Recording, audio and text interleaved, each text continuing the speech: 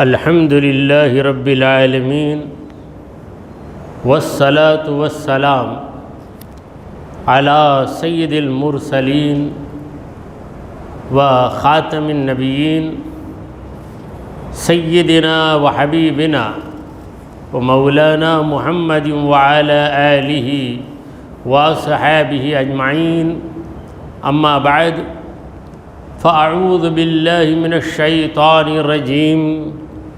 بسم اللہ الرحمن الرحیم. تولج اللیل فی النہار وتولج النہار فی اللیل وتخرج الحی من المیت وتخرج المیت من الحی وترزق من تشاء بغیر حساب. صدق اللہ مولانا العظیم. حاضرین محفل، السلام علیکم ورحمۃ اللہ وبرکاتہ. اللہ رب العزت جل وعلا کی ہم پر بے پناہ مہربانی ہے کہ اس نے ہمیں آقائے نامدار احمد مختار مدنی تاجدار دونوں جہاں کے سردار حضرت محمد مصطفیٰ رسول خدا صلی اللہ تعالی علیہ وآلہ وسلم کی امت بابرکات میں پیدا فرمایا. حاضرین محفل، جس آیت مبارکہ کی میں نے تلاوت کی ہے وہ سورہ آل عمران کی 27ویں آیت ہے. پروردگار عالم اپنے پیارے محبوب محمد مصطفیٰ صلی اللہ تعالی علیہ وآلہ وسلم کو ایک دعا سکھا رہا ہے. دعا کا آدھا حصہ 26ویں آیت میں گزر گیا. وہ دعا کیا تھی؟ قل اللہم مالک الملک. اے میرے مصطفیٰ، اللہ سے یوں فریاد کیجئے کہ اے اللہ، تو بادشاہت کا مالک ہے. تؤتی الملک من تشاء، جسے چاہتا ہے تو بادشاہت سے سرفراز کرتا ہے. وتنزع الملک ممن تشاء، اور جس سے چاہتا ہے تو بادشاہت کو چھین لیتا ہے. گرانٹ کرنا بھی تیرا کام ہے، سیز کرنا یہ بھی تیرا کام ہے، دینا بھی تیرا کام ہے، چھین لینا یہ بھی تیرا کام ہے. وتعز من تشاء وتذل من تشاء، جسے چاہتا ہے تو عزت دیتا ہے اور جسے چاہتا ہے ذلیل کر دیتا ہے. بڑے بڑے ذلیل و خوار ہو جاتے جب وہ پردہ دری کرتا ہے. جب وہ راز فاش کر دیتا ہے تو بڑے سے بڑا آدمی بھی شرمندہ ہو جاتا ہے، اور جب اس کی ستاری کام کرتی ہے تو بڑے سے بڑا گنہگار بھی لوگوں کی نگاہوں سے پوشیدہ رہ کر اپنا بھرم باقی رکھ لیتا ہے. جسے چاہتا ہے عزت دیتا ہے، جسے چاہتا ہے ذلیل کرتا ہے. اگر کوئی اپنی محنت کے ساتھ عزت حاصل کرنے کا خیال رکھے تو اس کا خیال غیر ایمانی خیال. نہ محنت سے عزت ملے گی، نہ کسی چالاکی سے ملے گی. یہ اور بات ہے کہ محنت عزت کا سبب بن جاتی ہے، مگر عزت دینے والا صرف اور صرف پروردگار عالم ہے. یہی حال ذلت کا ہے کہ کوئی فخر نہیں کر سکتا کہ میں ذلیل بن ہی نہیں سکتا. میرے اندر کیا غلطی ہے؟ میرے اندر کوئی کمی ہی نہیں، میں کیوں ذلیل بنوں؟ تو ایسا انسان بھی ذلیل بن جاتا ہے. پھر وہ کہتا ہے کہ میں سوچا بھی نہیں تھا کہ میرا معاملہ ایسا ہو جائے گا، ایسی غلطی مجھ سے ہو جائے گی، میں سوچا بھی نہیں تھا. ارے تو سوچا نہیں تھا، مگر کبھی تو نے یہ سوچا کہ تیرے رب نے تیری عزت برقرار رکھی ہے، اس کا کتنا بڑا کرم ہے؟ کبھی سوچا بھی تھا؟ نہیں سوچا. بیدک الخیر انک علی کل شیء قدیر. اے مولا، تیرے ہاتھ میں بھلائی ہے، یقیناً تو ہر چیز پہ قدرت رکھتا ہے. یہ دعا، اور وہی دعا آگے بڑھ رہی ہے. کنٹینیو ہو رہی ہے۔ تولج اللیل فی النہار، تولج اللیل فی النہار، اے پروردگار تو ہی گھساتا ہے رات کو فی النہار دن میں، وتولج النہار فی اللیل، اور رات کو دن میں گھسا دیتا ہے۔ اولج یولج ایلاجن، اس کا معنی ہے کسی چیز کو دوسری چیز کے اندر کرنا، گھسانا۔ تو رات اور دن یہ دونوں خدا کی قدرت کے دو کرشمے ہیں۔ تو اے پروردگار، رات گزرتی ہے یہاں تک کہ تو رات کو غائب کر کے دن کو نکالتا۔ تو رات کہاں گھسی؟ دن میں گھس گئی جا کر، دن نکل آیا، اور پھر دن چلتا رہا، رات آئی تو دن غائب ہو گیا۔ ارے یہ دن کہاں گیا؟ رات میں جا کے گھس گیا۔ تو رات اور دن قدرت کے یہ دو جلوے، کس میں مجال کہ رات آئے تو اسے دن بنا دے، یا دن آئے تو اسے رات بنا دے؟ کیا کوئی کر سکتا ہے؟ ٹیکنالوجی بہت کام کر رہی ہے، مگر کیا ٹیکنالوجی رات کو دن بنا سکتی ہے؟ کوئی کہہ سکتا ہے کہ رات میں ہم اتنے چراغ لگا دیں گے، اتنے لائٹ لگا دیں گے کہ اندازہ ہی نہیں ہوگا کہ رات ہے۔ ارے تمہارے لائٹوں کو دیکھ کر اور زیادہ اندازہ ہوتا ہے کہ رات ہے، کیونکہ دن رہتا تو اتنے چراغوں کی ضرورت ہی کیا تھی۔ اور پھر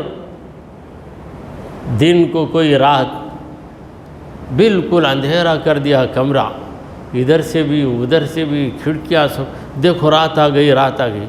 اچھا رات آ گئی، ذرا کھڑکی کھولا، کھڑکی نہیں کھولوں گا، دروازہ نہیں کھولوں گا، کھولا تو پھر دن نظر آ جائے گا۔ تو دن کو کوئی رات سے بدل نہیں سکتا، اور رات کو کوئی دن سے بدل نہیں سکتا۔ یہ دونوں خدا کی قدرت کے کرشمے۔ ایک شخص نے بیان میں سنا کہ دیکھو رات کا اندھیرا جب تک رہتا ہے سحری کھاؤ، صبح کا اجالا آ گیا، صبح صادق، تو روزہ شروع ہو جاتا۔ تو یہ سوچا روزہ شروع ہو گیا تو تم کھا نہیں سکتے، پی نہیں سکتے۔ وہ ایک بے علم آدمی تھا، کوئی بہت بیوقوف رہتا ہے مگر بیوقوفی میں بہت بڑی چالاکی کرتا ہے۔ کہتے ہیں اندھے کو اندھیرے میں بہت دور کی سوجی۔ اندھا جو ہے اسے کچھ نظر نہیں آتا، مگر اسے وہ چیز نظر آ جاتی ہے جو دیکھنے والے کو بھی نظر نہیں آتی، تصور میں دیکھتا ہے۔ تو یہ جاہل سوچا کہ اندھیرے میں کھا سکتے تو اجالے میں نہیں کھانا، تو میں ایسا کروں گا کہ میرے کمرے کو بالکل بند کر دوں گا، ایسا بند کروں گا کہ اجالا ہی نہ پڑے۔ جب اجالا ہی نہیں آئے گا تو روزہ شروع ہی نہیں ہوگا۔ تو ایسے گزار کر آیا۔ پھر جو مولانا تھے تربیت کے لیے وہاں آئے تھے، بولے کس کس نے روزہ رکھا؟ تو اس نے کہا کہ میں روزہ شروع ہونے ہی نہیں دیا۔ ارے یہ کیسے کر دیا؟ میں ایسا کیا، آپ نے کہا کہ صبح کا اجالا آئے تو روزہ شروع ہوتا ہے، میں نے رات کو کمرے کو اس طرح بند کر دیا، ساری کھڑکیاں سارے دروازے، کہ اجالا ہی نہیں آیا۔ ایک دم رات آ گئی، اس کے بعد میں نے کھولا تو جب اجالا ہی نہیں آیا تو روزہ کیسے شروع ہوا؟ تو مولانا سمجھانے لگے کیا ہے نادان، نادانی میں تو بڑی چالاکی کر رہا ہے، ایسا نہیں ہے۔ دن اور رات یہ قدرت کے دو کرشمے ہیں۔ صبح صادق لگتی ہے تو ہمارے پاس دن شروع ہو جاتا ہے، اور آفتاب جو ہی غروب ہوا، سورج ڈوبا تو رات شروع ہو گئی۔ تو رات کب شروع ہوتی ہے؟ بعض لوگ ہم سے پوچھتے یہ شب قدر کب شروع ہوتی، شب برات کب شروع ہوتی؟ تو میں کہتا ہوں کہ مغرب کی اذان کب ہوتی؟ دیکھو جب مغرب کی اذان ہوتی تب ہی شروع ہو جاتی، نہیں رات کے 12 بجے شروع ہوتی، نہیں 2 بجے شروع ہوتی، نہیں بھئی رات ہے وہ، شب قدر ایک رات ہے، اور رات کا اطلاق پوری رات پہ ہوتا ہے، پوری رات، یعنی غروب آفتاب سے سلام ہی حتی مطلع الفجر، فجر کا وقت نکلنے تک وہ رات باقی رہتی ہے۔ تو صبح صادق جب سحری کا وقت ختم ہو جاتا ہے، تو سحری کا وقت ختم ہوا تو ہماری رات گئی، صبح صادق آئی تو رات گئی، فجر کا وقت لگ گیا تو رات ختم ہو گئی۔ مگر افسوس ہے بعض مسلمانوں کی رات صبح 9 بجے تک رات ہے۔ ایک صاحب نے مجھ سے کہا حضرت میں آپ سے صبح ہی ملنے آ جاتا ہوں، بالکل، اس نے اپنی زبان میں کہا کہ میں صبح ہی آ جاتا ہوں۔ اچھا کتنے بجے آئیں گے؟ 11 بجے آ جاتا ہوں۔ کیا بھائی 11 بجے چھوڑ دی گیا؟ نہیں میں اٹھتا سے 10:30 بجے نا۔ تم 10:30 بجے اٹھتے تو یہ تمہاری سستی ہے، ورنہ سویرے کی جو بات ہے وہ کب ہے؟ جب مؤذن فجر کی اذان دیتا ہے تو وہ ہے سویرا، اذان سے پہلے ہی صبح شروع ہو جاتی ہے۔ صبح صادق کا وقت لگنے کے بعد ہی فجر کی اذان درست ہوگی۔ جس طرح کوئی بھی نماز وقت سے پہلے نہیں ہو سکتی، اور کسی بھی نماز کی اذان وقت آنے سے پہلے نہیں دی جا سکتی، عشاء کا وقت آنے کے بعد ہی عشاء کی نماز کی اذان دینا چاہیے۔ تو بہرحال یہ مسائل ہیں، بعض لوگ مسائل سے واقف نہیں رہتے، بولتے فجر کی اذان جلدی دے دا۔ رمضان میں تو ایسی جلدی رہتی، بھائی جلدی دے آلو، جلدی دے آلو۔ کیوں؟ کیسے بھائی جلدی دیں گے؟ صبح صادق ہی تم کو 4:45 کو شروع ہوتا ہے، 4:45 بجے صبح صادق ہے، 4:45 نہیں 4:30 کچھ دے آلنا، سحری کھائے سوچے جلدی نماز پڑھ کو سو جانا،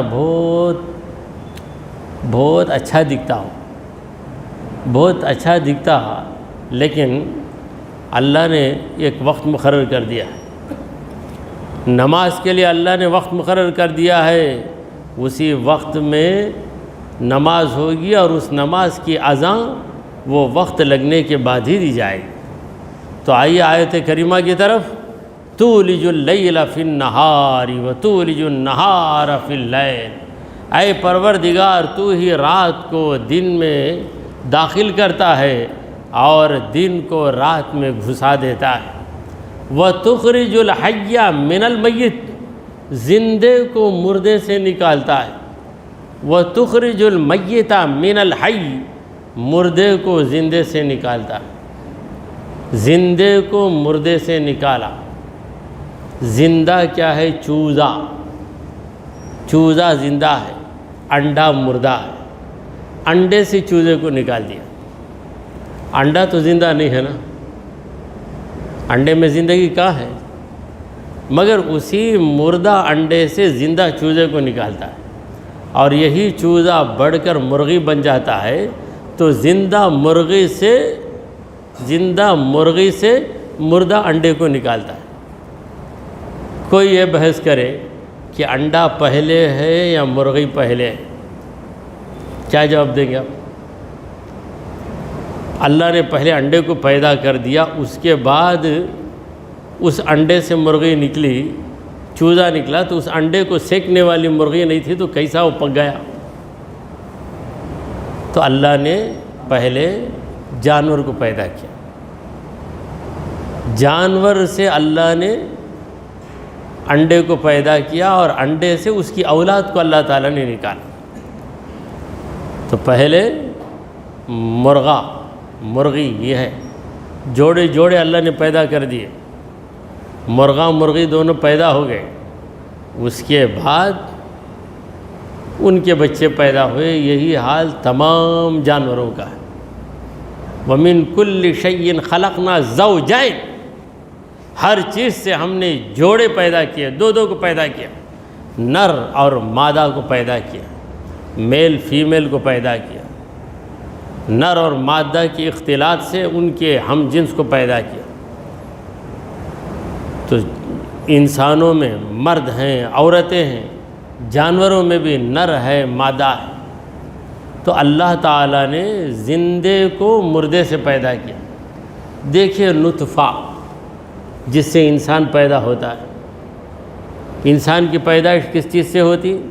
نطفے سے۔ اللہ فرماتا ہے فَلْيَنْظُرِ الْإِنسَانُ مِمَّا خُلِقَ، آدمی غور کرے کہ کس چیز سے وہ پیدا کیا گیا۔ مِمَّا خُلِقَ، کس چیز سے وہ پیدا کیا گیا؟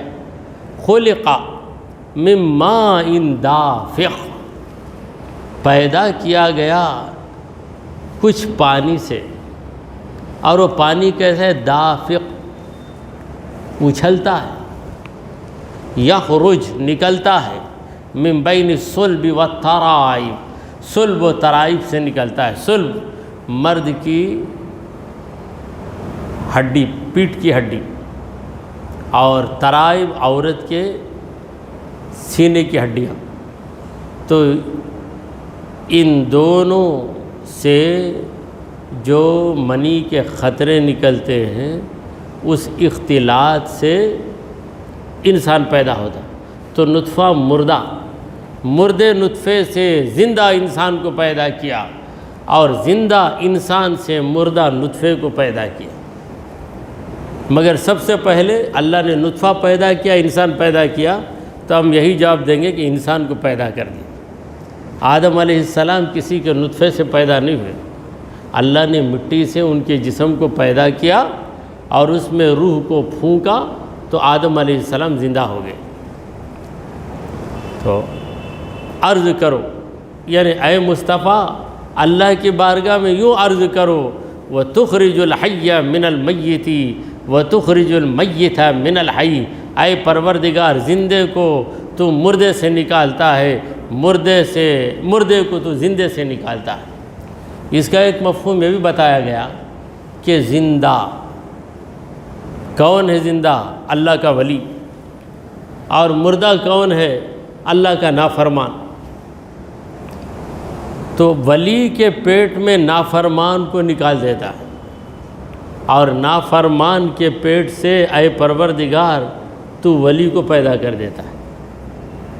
ابو جہل کی اولاد ہے اکرمہ صحابی رسول، اور معاویہ صحابی رسول کا بیٹا ہے یزید پلید۔ تو زندے سے مردے کو، مردے سے زندہ کو، یعنی ولی کے پیٹ میں شیطان پیدا ہوا، شیطان کی نسل میں ولی پیدا ہو گیا۔ یہ بھی قدرت کا کرشمہ ہے۔ باپ جیسا ہو بیٹا ویسا ہی رہے، نارملی ایسا ہوتا ہے، مگر بہت سے جگہ باپ کی صفت الگ، بیٹے کی صفت الگ۔ باپ زبردست بخیل رہے گا، بیٹا سخی رہے گا، باپ سخی رہے گا، بیٹا کنجوس رہے گا۔ کیسے بابا کا بیٹا نہ رہے؟ جب بھی گیا ہزار دے گا، تو وہ 1 روپیہ بھی نہیں دیتا نا۔ وہ تھے میرے بابا، وہ دیے، وہ بیوقوف تھے، میں عقل مند بیٹا ہوں گا، میں نہیں دیتا بس۔ تو یہ چلتا ہے۔ تو زندہ اللہ کا ولی، مردہ اللہ کا نافرمان بندہ۔ دیکھیے ہمارے نبی کریم صلی اللہ علیہ وسلم نے فرمایا مثل الذی یذکر ربہ والذی لا یذکرہ کمثل الحی میت، کمثل الحی والمیت، جو اپنے رب کو یاد کرتا اور دوسرا اپنے رب کو یاد نہیں کرتا، دونوں کی مثال یا دونوں کی کیفیت زندہ اور مردے کی طرح ہے۔ یعنی اللہ کو یاد رکھنے والا زندہ، اللہ کو بھول جانے والا مردہ۔ تو آپ 24 گھنٹے میں کتنی دیر زندہ تھے؟ ہم 24 گھنٹوں میں کتنی دیر زندہ تھے؟ جب تک ہم خدا کو یاد کرتے رہتے ہم زندہ ہیں۔ جب خدا کی یاد ہمارے ذہن سے نکلی، سمجھو کہ مردہ بن گئے، اسی وقت مردہ بن گئے۔ یہ کیسے ہم نے کہہ دیا؟ ہم نے نہیں کہا، ہمارے نبی نے کہا، ہمارے نبی نے کہا، ہم نے مان لیا۔ تو ہماری زندگی کتنی ہے؟ تو حساب لگائیے، جتنی زندگی اللہ کی یاد کے بغیر گزر گئی وہ زندگی نہیں ہے، اس کو ہٹا دو۔ اور جو لمحے خدا کی یاد میں گزر گئے وہ لمحے ہی آپ کی زندگی کے لمحے۔ تو پروردگار عالم کی شان یہ ہے کہ زندے کو مردے سے اور مردے کو زندے سے نکالتا ہے۔ تو ایسے مناظر ہم ہمیشہ دیکھتے ہیں۔ زندہ یہ امید ہے، مردہ نا امیدی ہے۔ جہاں امید لے کے ہم جاتے ہیں وہاں نا امیدی کا سامنا کرنا پڑتا ہے، اور جہاں ہم نا امید اور مایوس ہو جاتے ہیں وہاں ایسا کام بن جاتا ہے کہ ہم کہتے ہیں ان ایکسپیکٹڈ ہو گیا، بول دیتے فوراً، یعنی ہمیں امید ہی نہیں تھی، امید ہی نہیں تھی، ہو گیا۔ یہ کام بنے گا کیا؟ میں جا رہا ہوں، یہ ڈاکومنٹ نہیں ہے، وہ ڈاکومنٹ نہیں ہے، ہوگا کیا؟ جا کے ڈر ڈر کے دیتے ہیں۔ کیا کرتا وہ آفیسر؟ ادھر ادھر دیکھ کر اس کی سیل مار کے دیتا، کام ہو جاتا، نکل کے آتا۔ کیا بھائی چکیچ کرا انہوں نے، کیا موڈ میں تھا معلوم نہیں، آج جنم دن تھا رکھا اس میں، اس وقت مار کے دے دیا بولتے۔ کبھی کبھی ایسا پرفیکٹ میرا کام بن کر ہی چکے گا، گئے تو ادھر ادھر کچھ نہ کچھ پکڑ لیتا، یہ کیسا ہے، اس میں اوور ریٹنگ ہے نا، ارے وہ چھوٹی چیز نہیں، وہ چیز کو بھی میں نہیں مانتا، لے کر جاؤ، واپس کر دیتا۔ تو زندہ سے مراد امید، مردہ سے مراد مایوسی۔ مایوسی کی حالت میں ایسا کام ہو جاتا ہے ہمارا کہ ہمیں امید ہی نہیں رہتی، اور کہیں بڑی امید رہتی ہے، بڑا یقین رہتا ہے، ہمیں بڑا ناز رہتا ہے، مگر نا امیدی ہو جاتی۔ دیکھیے پیپر بہترین لکھ کر آیا، امید ہے کہ ابو 90 ہی میں لوں گا، 90 سے اوپر میرے نمبر جائیں گے، مگر آیا کیا 20 نمبر آئے۔ کیا ایسا کتنا کم دیے؟ جھگڑا کر کے تو ری ویلیویشن کا ایک آپشن ہے، اور بعض جگہ جو آنسر آپ لکھتے ہیں، آنسر اسکرپٹ، اس کا فوٹو کاپی آپ کو دے دیتے، تو وہ فوٹو کاپی دیکھ کر حیران، یہ غلط جواب میں کیسے لکھا؟ سب میں رانگ ہے، دیکھا تو رانگ ہی لکھا ہے، کیسا لکھ دیا، کیسا لکھ دیا؟ میں ہی لکھا نا، کیوں ایسا لکھ دیا؟ تو یہ ہے خدا کی قدرت، یہی ہے خدا کی قدرت۔ کم پڑھا لکھا انسان لاکھوں کماتا ہے، پڑھا لکھا انسان نوکری کی تلاش میں دن رات پریشان۔ یہ بھی مناظر ہم دیکھ رہے ہیں، خدا اپنا پتہ دے رہا ہے، ان مناظر کے ذریعے خدا اپنا پتہ دے رہا ہے، اے میرے بندے میرا پتہ حاصل کر لے۔ لیکن کہاں ہے بندہ، وہ پتہ کہاں حاصل کرتا ہے؟ اللہ والوں کی صحبت رہے گی تو ضرور وہ پتہ مل جائے، اللہ والوں کی صحبت نہیں ہے تو پھر لاپتہ ہی رہیں گے۔ وَتَرْزُقُ مَن تَشَاءُ، اے پروردگار تو رزق دیتا ہے جس کو تو چاہے۔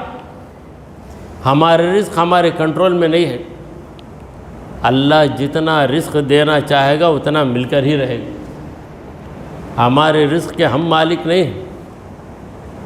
وَتَرْزُقُ مَن تَشَاءُ، تو جسے چاہتا ہے رزق دیتا ہے، بغیر حساب، کسی حساب کے بغیر۔ حساب کے دو مطلب ہیں، ایک مطلب حساب کا وہ ہے جو ہم سمجھتے ہیں حساب، یعنی وداؤٹ کاؤنٹنگ، وداؤٹ کیلکولیشن، حساب ہی نہیں لگا سکتے ہم۔ اتنی زیادہ دولت، اتنا زیادہ رزق کہ ہم حساب نہیں لگا سکتے۔ ذرا غور کیجئے کہ آپ نے جو رزق کھایا ہے کیا آپ اس کا حساب لگا سکتے؟ میں کسی سے پوچھوں کہ آپ کی عمر کیا ہے؟ 40 سال میری عمر ہے۔ کب سے گوشت کھاتے ہیں؟ جب سے دانت آیا تب سے گوشت۔ آج تک کتنے کلو گوشت کھائے بولے تو نہیں بول سکتے۔ کتنے کلو گوشت کھائے؟ چاول کتنے کلو کھائے 40 سال میں؟ کون بتا سکتے بھائی؟ اسی لیے اللہ کہتا ہے ترزق من تشاء بغیر حساب، تو جسے چاہتا ہے بے حساب نہ دیتا ہے، پروردگار تو ہر ایک کو بے حساب ہی دے رہا، کون حساب رکھ سکتا؟ کتنا پانی پہ پیاس لگتی پانی پی لیتے۔ آج کل تو پانی کی الحمدللہ بڑی فراوانی ہے، کسی کو نماز کی ضرورت ہوتی ہے تو مسجد کو آتا تھا، اور آج پانی کی ضرورت ہوتی ہے تو مسجد میں گھس کر وہ کین میں پانی پی لے کر الگ نکل کے چلے آتے، ایسا بھی چلتا ہے۔ اور کسی کو استنجا کی ضرورت ہو گئی، مسجد ہے کیا، مسجد نماز پڑھا گیا، بھائی نماز نہیں بھائی استنجا گزارا، فوراً آ کے استنجا کر کے جاتے رہتے۔ تو آج تک کتنا پانی پیا ہے کیا حساب ہے؟ جتنی ضرورت پڑی، کبھی 1 گلاس کبھی 2 گلاس۔ بعض جگہ مسجدوں میں لوگ یہ سمجھتے ہیں کہ نماز پڑھنا فرض ہے، نماز پڑھ کے نکلتے وہاں پانی رہا تو 1 گلاس پانی پی کر نکلنا فرض ہے۔ یہ تو مسافروں کے لیے، ضرورت مندوں کے لیے رکھا جاتا ہے، یا کسی کو اچانک پیاس ہو گئی تو وہ پی سکتا ہے، منع نہیں ہے، مگر اسے ایک ریگولر ہیبٹ بنا لینا۔ نماز کو آنے کے وقت 1 گلاس، نماز پڑھ کر جانے کے وقت 1 گلاس، تو یہ 5 مرتبہ آئیں گے تو 10 گلاس یہی پی لیں گے۔ تو ایسے 10 آدمی مل کر پئیں گے تو کیا ہوگا، 100 گلاس ہو جائیں گے۔ بھر کے رکھنا، مسجد کے جو انتظامیہ ہیں انہیں بھر کے رکھنا۔ کیا بھائی مسجد چلاتے کہتے یہ پانی کا انتظام نہیں کر سکتے؟ یہ زیادہ غصہ آتا کسی کو، چونکہ وہ پانی کے خیال میں آتے، پانی نہیں رہتا وہاں پہ۔ بہرحال یہ پانی یہ بنیادی ضرورت ہے، انسان کی بنیادی ضرورت ہے پانی۔ اگر پانی نہ ملے تو آدمی پانی ہو جاتا ہے، اگر ہوا نہ ملے تو آدمی ہوا ہو جاتا ہے۔ یہ ہے ہماری حالت۔ تو کتنا پانی، کتنے لیٹر پانی ہم نے پیا، پیدائش سے لے کر اب تک جتنا بھی پانی ہم نے پیا ہے، اگر اللہ اس کا حساب لگا کر کھڑا کر دے تو پتہ نہیں کتنے ڈرم پانی ہو جائے گا، کتنے ڈرم پانی ہو جائے گا۔ تو بغیر حساب کے ہم کھاتے پیتے ہیں۔ پروردگار عالم دے رہا ہے، اور کسی بھی چیز کی اللہ نے قیمت نہیں رکھی۔ ہم لوگوں نے قیمت مقرر کر لی، 1 کلو چاول 100 روپیہ، 1 کلو گوشت اتنے روپے، 800 روپے، کہیں 900 روپے، پتہ نہیں کتنے روپے۔ مگر اللہ تعالیٰ نے کوئی قیمت نہیں رکھی، اللہ نے پیدا کر کے چھوڑ دیا، زمین سے اناج کو اگایا، جانوروں کو پیدا کر دیا، اب انسان ہی قیمت مقرر کر لیتا ہے۔ تو کسی حساب کے بغیر اللہ نے تم کو دیا ہے، حساب تم لوگوں نے لگا لیا۔ تمہاری دنیا چلنا ہے، ایک دوسرے کی ضرورت چلنا ہے۔ تم کو چاول کی ضرورت ہے تو تم پیسے دے کے چاول خریدو، اور پھر جو چاول لا کر تم کو فروخت کیا اسے کسی اور چیز کی ضرورت ہے، اسے کپڑے کی ضرورت ہے، تو وہ اپنی ضرورت تمہارے پیسوں سے پوری کرے گا۔ تو یہ ضرورتوں کے لیے ہم نے چیزوں کا دام مقرر کر لیا ہے، مگر جنت کے اندر یہ چیز نہیں ہے۔ جنت میں جا کر آپ کسی بھی پھل کو دیکھ کر اس کی قیمت کیا ہے پوچھیں گے تو وہاں جواب دیا جائے گا یہ مارکیٹ نہیں، یہ جنت ہے۔ یہاں پر کسی چیز کی کوئی قیمت نہیں ہے، وہاں پر مالدار غریب کا امتیاز نہیں ہے۔ یہاں پہ دولت آ جاتی ہے، دولت والا ہو گیا، دولت نہیں ہے تو غریب ہوا۔ وہاں پر پیسوں کی گنجائش ہی نہیں، پیسے والا دنیا میں رہنے تک، وہاں گیا تو پیسے والا نہیں، وہاں کون سی کرنسی چلے گی، کون سی گورنمنٹ وہاں پہ ہوگی؟ انڈیا کی گورنمنٹ بھی نہیں ہوگی روپی چلنے کے لیے، اور امریکہ کی گورنمنٹ بھی نہیں ہوگی ڈالر چلنے کے لیے، نہ سعودی کی گورنمنٹ ہوگی ریال چلنے کے لیے، کوئی کرنسی ہی نہیں ہوگی وہاں پر۔ ایک ہی ایک حکومت رہے گی رب جلیل کی، کسی بادشاہ کی حکومت وہاں نہیں رہے گی، اور وہاں پہ بٹوارہ بھی نہیں ہوگا کہ یہاں پر دنیا چھوٹی سی دنیا ہے، اور جنت کتنی بڑی ہے پتہ ہے؟ اللہ فرماتا ہے وَسَارِعُوا إِلَىٰ مَغْفِرَةٍ مِّن رَبِّكُمْ وَجَنَّةٍ عَرْضُهَا كَعَرْضِ السَّمَاءِ وَالْأَرْضِ۔ جنت کی چوڑائی آسمانوں اور زمین کی چوڑائی کی طرح ہے، یعنی سارے آسمان زمین سب مل جائیں تو جنت کی چوڑائی اتنی بڑی چوڑائی ہے، وہاں پر کوئی تقسیم نہیں ہے، یہ انڈیا ہے، وہ پاکستان ہے، وہ چائنا ہے، وہ رشیا ہے، وہ آسٹریلیا ہے، یہ جاپان ہے، ایسی تقسیمہ نہیں، سب ایک ہی، پوری جنت ایک ہی جنت ہے۔ وہاں پر نیشنلٹی نہیں ہے، وہاں پر بس ایک ہی ایک آئی ڈی پروف۔ کیا آئی ڈی پروف؟ ایمان ہے کیا؟